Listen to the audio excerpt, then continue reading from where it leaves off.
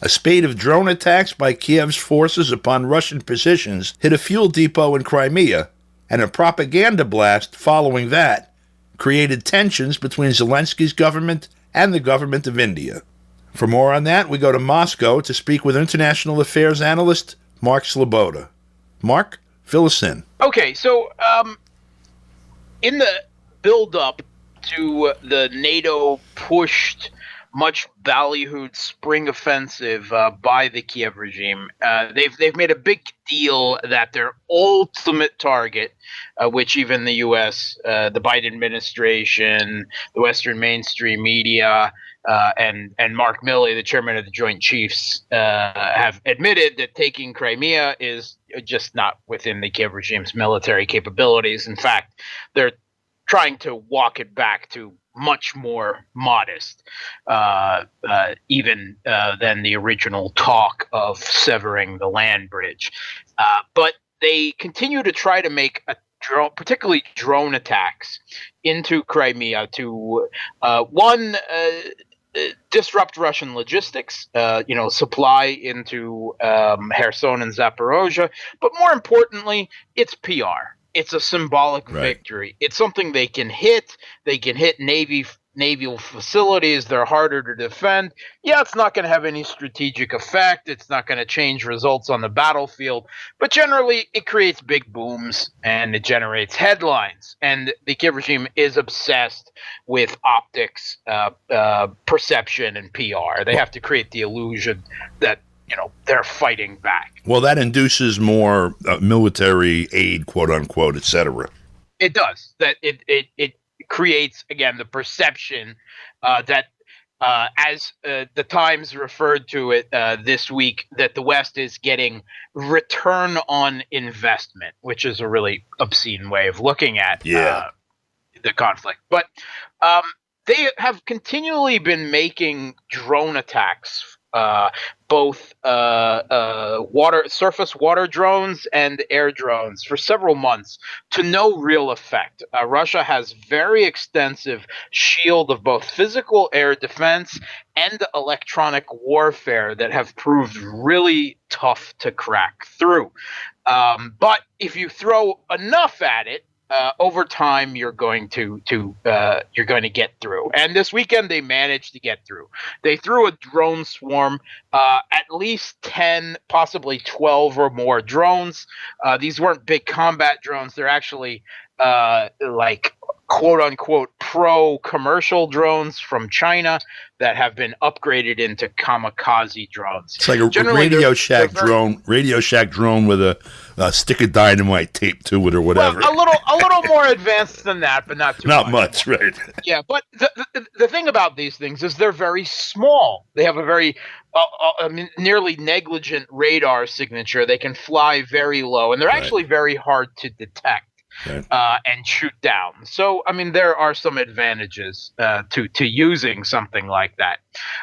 And this weekend they got through. 2 of them got through. Some 10 of them at least were brought down through a combination of air defense and electronic warfare. But 2 of them did get through, and they hit an oil depot in Sevastopol, fuel storage facilities.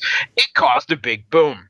It's fuel. Now, if there's one thing, of course, that Russia has a lot of, it's oil, right? Right. So, again, limited strategic value, but it did create a pretty spectacular explosion, and they build it as a prelude to their big counteroffensive. We're softening the ground for the offensive. Yeah, right. Now, where the interesting international angle comes into it is the official Twitter account of the Ukrainian Defense Ministry. It is celebrating, right? They never admit to these attacks, right? In mainland Russia, even though, of course, the regime in Kiev and the West don't consider Crimea to be part of Russia, but they never admit to attacks in Crimea. They always allude to it and make perfectly obvious they did it through their proxies on social media and the like. And not even proxies in this case. So the Defense Ministry of Ukraine Ukraine, the official Twitter account, posted a picture of the explosion, which has a kind of a narrow, dark funnel that goes up, it spreads out into a big, dark cloud, and then there was like a bright orange initial trigger cloud that is on top of all of that. And they posted a picture of that. And next to it, I don't know where they found this or came up with it, is a artistic rendering of the Hindu goddess Kali. Saw that, right? Goddess of death. And there is a remarkable similarity between the pictures. It kind of, I guess, according to the Indians, blasphemously depicts Kali in a type of Marilyn Monroe-esque pose. Yeah, it looks like her skirt got blown up, that photograph. Yeah, the big explosive cloud looks like her skirt being blown up. And this is from the Ukrainian official defense ministry, and then they titled it "Works of Art." Right? This is what they called it. And of course, the Indians, who are kind of an important pivot country, right? Officially, they're neutral. They're trying to stay out of the conflict. Of course, they continuously buy up large amounts of Russian oil and gas, assisting Russia from Western attempts to cripple Russia's economy with the sanctions war and their control of the global financial system. Still, an important pivot country within this conflict, despite their neutrality. And they just infuriated the Indian nation. Which, of course, is Hindu, and they regarded, this picture, this post as blasphemy. The foreign ministry said, "What? Why don't you do that with the Virgin Mary?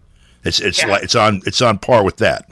Well, to be fair, one of the memes promoted by the Kiev regime is the Saint Javelin, that depicts a Christian religious figure, supposedly the Mother Mary, holding a Javelin American anti-tank missile, and that's one of the big, you can buy it on T-shirts and coffee mugs and the like. So blasphemy is no big thing for them, right? I mean, they're literally attacking churches, ripping priests out, arresting them, and conducting a real pogrom of the Ukrainian Orthodox Church in the country. So this type of blasphemy, even if it was,